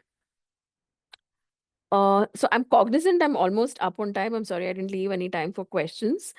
But I'll just quickly also just touch base upon one quick concept, which is the tax amortization benefit, which I'm sure all of you must also already be aware of. But typically, that is the other aspect that we would look at closely when valuing these intangible assets and see if, if these intangible assets do receive some tax amortization benefit, then we would value it on a gross basis. What that means is we would calculate a tax amortization benefit to the concluded fair value of these intangible assets for reporting. Now, this is done irrespective of what the transaction structure is, because this is done more from a market participant perspective. In the sense, you want to understand what the gross value of the intangible asset is. And hence, we would always add this tax amortization benefit, the present value of tax amortization, the tax savings, which is your tax amortization benefit, to the value of this intangible asset. Typically, what you should do is obviously look at local laws of what assets could be amortizable in that jurisdiction, and also what are the life and tax laws in that jurisdiction to be able to apply this tax amortization. Like, for example, US is quite straightforward. Most of it is all their intangibles are amortizable over a period of 15 years on a straight line basis, and that's the benefit that they would get, which we would typically add to the value of the intangible to get a gross fair value of the intangible asset. Okay, I will stop here. I'm sorry I rushed through the meme, but I think that happens to be the most important, and maybe it usually takes a couple of sessions by itself. But I'm happy to answer any questions. Megha and I will be happy to answer any other questions that you have for the next 5 minutes. Questions on the chat, maybe just we can take some of those. And then the first one from Rajiv was on whether IT tax benefit, if it's available, would you take cognizance of that? So typically, I mean, when a buyer acquires a business and if there are tax losses in the target, if I'm able to use those tax losses, generally what we would do is when we are looking at the forecast, that would kind of already incorporate, rather that should incorporate that adjustment. So you would pay slightly lower taxes maybe in the initial years till your losses are fully absorbed. If that is one way, or then you calculate, what would be the value of those, if you had to actually set off those tax losses against, your future profits, what would be the value of that? So the bottom line is, yes, you would take cognizance of the tax benefit only if the buyer or any other market participant acquiring that business is able to use up those tax losses against the profits of that business. Think others question from Shravan. Buyer synergy is generally the reason for a goodwill situation. So purchase price will automatically include buyer synergy. Fair value of assets and liabilities on standalone basis should be at market value basis. So no, so goodwill does not arise out of buyer specific synergies. Goodwill could be in any transaction because goodwill comprises of, it's essentially the residual value of the purchase price net of, after adjusting all the assets. Now, it doesn't mean that, just because there are buyer specific synergies, only then will I have a goodwill. We also spoke about recognition criteria for intangible assets. Also, workforce, for example, is something that I cannot recognize in my books. So all of these are actually part of the goodwill. And anything excess that I have paid over the assets, net assets and intangible assets, that comprises goodwill. So, and that is why when we're looking at, even the projections, what we are saying is that, you should make sure that the projections that we're using are actually, adjusted for buyer-specific synergies, in the sense you don't have any buyer-specific synergies included in that. Now, when we talk about market participant, we don't mean that, anybody from any industries. For example, if let's take an example of a pharma company today. If there's a target which is in pharma, that if there, an IT company will not come and purchase that, right? So that does not make it a market participant. A market participant is anybody in that particular industry who would acquire this kind of a business. What would be the what would be the cash flows that they would be able to generate, and that becomes a market participant projection.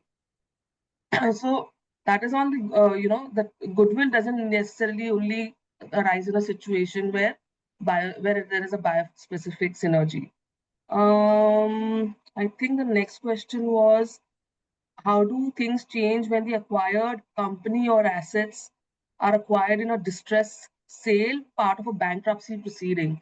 In this situation, I mean, it's clearly not a fair value transaction, as you clearly can say that it's a distress sale. In this situation, what will happen is, your WACC will be much higher than your your IRR will be much higher than your WACC, because you would have had paid you would have paid a very nominal amount to acquire that business. However, if you actually had to turn it around and run it, you might be able to get a much better return. So that is why, that would happen in a situation where there is a distress sale, or if it's part of a bankruptcy proceeding. Sorry, I think we just have about a minute. I think one other question I can see is, IRR is buyer specific, WACC is market basis. So why they should always align? Again, coming back to the point that IRR is not necessarily buyer specific. It is because when we're looking at the forecast, we have to make sure that that is actually a market participant or something that is available to anybody in that industry. So that's why when you calculate the IRR, it generally means that it is a market specific or a market participant IRR. And therefore, when you calculate the WACC, also it should align. That is the basic premise behind IRR WACC aligning. I think we covered on the working capital.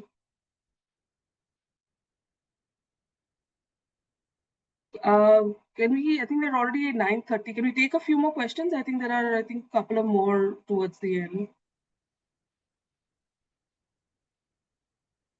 Yeah, I mean, if everyone is okay, maybe we can extend another 5 minutes just to quickly. Yeah.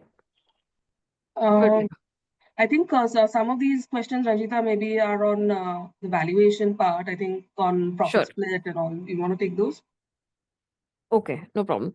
So the last one that I see is it possible to apply MPEM method for two intangibles of the company, one being software and one being customer relationship? Okay, so typically I think from a practical perspective, if there is no dependency between the two intangible assets, then maybe yes, you can use meme for both these intangible assets. But on a practical note, we see that there usually is, and it is very difficult to do that cross-charging between those two assets. So we typically avoid using multi-period excess earnings for more than two assets, which has dependency on each other, and then you will need to cross charge, right? So maybe think of applying other methodologies for the other asset, if that makes sense. Depreciation and tab. I think tab calculation, maybe it's pretty straightforward, just based on whatever is the tax rate you should be able to find in any of these forums. One question for profit split margin method. How do you benchmark the percentage of profit that may be shared? Are there any recent studies which are publicly available, or is it based on your analysis? So I think this was actually a empirical study that was done long back on honestly, it is quite dated, but on what usually the profit split, or what the profit people would tend to give away for these assets, and that rule of thumb was 25 to 33% is what I understand, and we continue to use that. I'm not really aware of anything which is more recent, but from a rule of thumb perspective, we continue to use that 25 to 33% usually. Not based on our analysis, it was some it's part of one of the guidelines also. It was some empirical study that a couple of people had done, but we continue to use that. Okay. For DE, do we take industry average, or of the target, or of the acquirer? Again, it definitely not the acquirer. That I can maybe possibly rule out. Usually you would look at maybe the industry average or basically what the expected D&D of the target is. So either is okay. Again, your call based on facts and circumstances. Acquirer, maybe not, because say, what if acquirer is really big and then their expectation is different. You're evaluating the target independently of who the acquirer is. That is the basic premise. Ratios, something that we could Yeah. do. Yeah. How to calculate 3% on working capital? Is it standard or FA 5%? Okay. No, there is no standard rate of return. Again, Ranjitha, of you have course- answered that. That, Actually, yeah, we covered that, I think, Ranjitha. That- Okay, okay. Yeah. Then I think we have with and without. I don't have a calculation slide, unfortunately, because I'd discussed on meme, but typically I think cash flows, like we discussed, it's quite straightforward. There are just revenue adjustments and cost adjustments for with and without, and the rest of it is typical. So it's just A minus B in with and without. So there's not much of a calculation per se, and the probability, like we were discussing, is usually attached at the end when you come with a PV. Maybe then you can say what is the probability of competing, or if you want to do it on every year basis, just probability adjust the cash flows. Okay. I think that's about it. Thank you for taking time to listen to us. Hopefully it was useful for spending your Saturday morning with us, and it was great having all of you and listening to your questions and meeting some fellow valuation professionals from this region. So good to meet all of you. Is it possible to share your contact details just in case? Yeah, sure. Happy. I think I think happy to. Mr. Ravichandran would have our contact details, or Yeah, maybe, I Yeah, saw yeah. that. yeah. Yes. Yeah. Thank you, ma'am, for the wonderful session. To both Megha and Ranjitha, you have done a wonderful job. I mean, I could see the slides, the efforts which have gone into the slides. Actually, that that shows a lot of efforts. We profusely thank you, actually, and over to Shilpa for formal vote of thanks. Yes, Shilpa, as ma'am? Mr. Ravichandran, Yeah. it's my privilege to extend a vote of thanks for today's speakers, Megha and Ranjitha. Your session has been really insightful, and many times BV has conducted this kind of session, but every time we feel that, we have not really understood the, very complex subjects, but you have made it really easy for us to understand these complex subjects. Now we feel that maybe we can attempt to do this intangibles and PPA allocation. That's the confidence both the speakers have given us. And as a token of gratitude, the memento from Bangalore Valuers Association will be forwarded to you by our admin. And thank you, Megha. Thank you, Ranjitha. Surely, it was a very enriching experience for all of us. And we request you on behalf of BVA to share your PPT, please.